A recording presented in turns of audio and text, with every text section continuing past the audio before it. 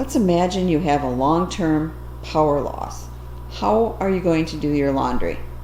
Well, I'm going to go over some options, from the very basic stone wash in the creek or river method, to the bucket method, to using the breathing mobile washer, and some options if you want to build your own hand-powered or bicycle-powered washer.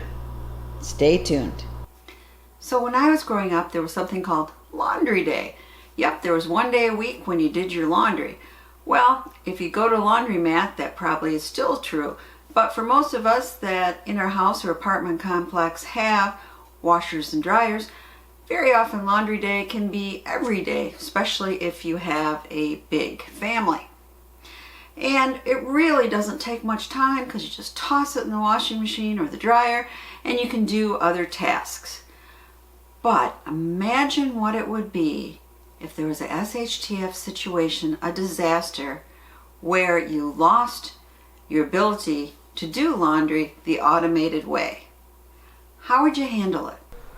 When I was in Borneo and when I was on the Amazon in Peru, I saw villagers actually wash their clothes in the river. I call it the stone wash method.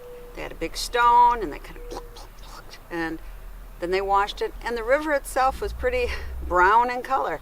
But you would be surprised how clean these clothes came out, and the whites were actually white and the colors were sparkly. Now, it took a lot of arm power for those women and men washing their clothes, but if that's all you have is a creek and a nice stone, then you can use that method.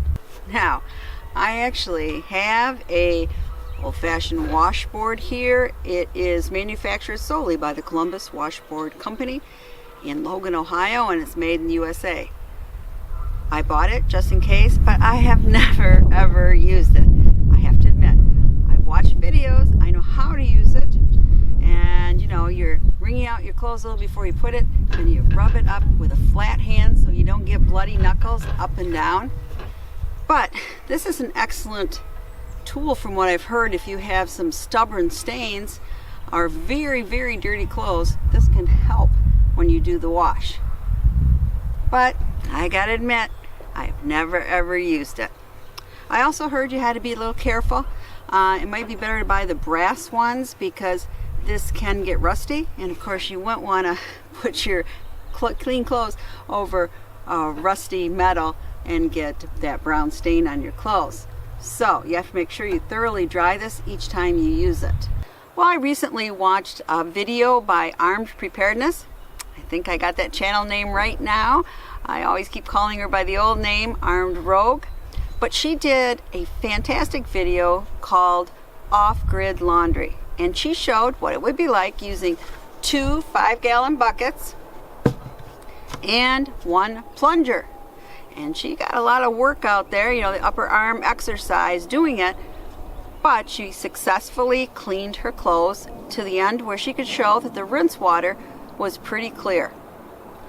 Now, that is one way to do your laundry if something would happen. Now, I also like in her video that she mentioned limit the amount of clothes you wear. And, of course, only wash them when they're truly dirty. I mean, we are so used to wearing clothes once and tossing them into the clothes basket for the wash. But if you're doing all this arm work, you want to wash only truly, truly dirty clothes. The exception might be your underwear. You might want to wash those regularly. So Armed Preparedness was using a regular toilet plunger. Well, I'm sure it was a clean one, never used for the toilet.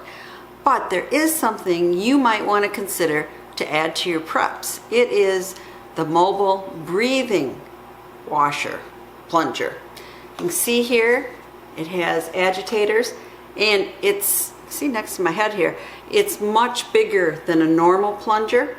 And under this little thing here, this umbrella, it has 2 holes and water can come back out here. And of course you got your pole. So it's probably as good as your arm power is. But great for under $25. I think it's a nice thing to have on hand. It can help you wash like big sleeping bags and things of that nature. Or if you go camping and want to wash some clothes, you can bring this with you. It really is a handy little gadget. Now let me show you how it works. So I'm using my kitchen sink. It is more like a country farm sink in that it's very deep and very wide. There's no divider in between. So I'm just going to use that. I have some underwear and some socks of my husband. And I've put in enough detergent to make it slightly slippery to the touch. I'm using what I use in my automated machine, which is a low sudsing detergent, which I thought might be a good idea. But you know, Dr. Bronner's would be great too. So we're just going to put this in. Can you see the agitating?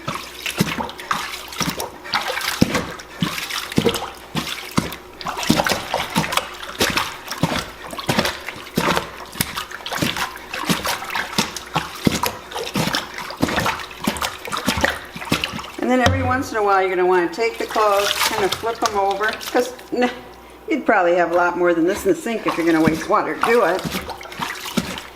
And you just push up and down. Okay, so that's all there is to it. You want to agitate it for as long as you think till you're getting the water clean, and then you're going to rinse this several times. So I usually use cold water to wash my clothes in. But the exception is towels and my bedding. With that, I like hot water. So if you find yourself having to do laundry without your automated washer and dryer, you probably are going to do it in your bathtub or in your wash tub, but you're going to have to boil quite a bit of water to do the job. So one of the things you have to contend with hand washing is wringing.